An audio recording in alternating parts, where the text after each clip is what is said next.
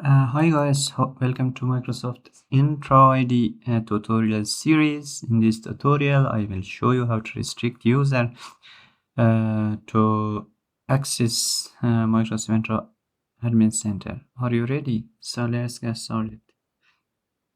Open your browser, type entra.microsoft.com. Okay, to log in into Microsoft Entra Admin Center.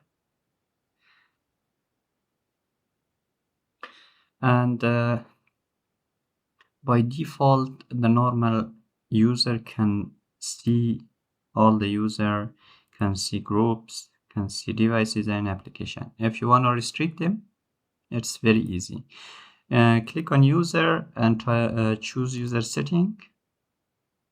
Under user setting, we have an option which is this one: restrict Microsoft Entra Admin Center.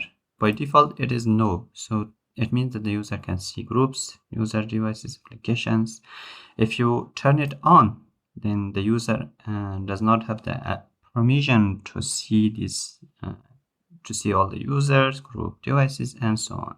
So I turned on, and then once you turn on, you should click save, and yeah, that's it. That's how you can restrict them.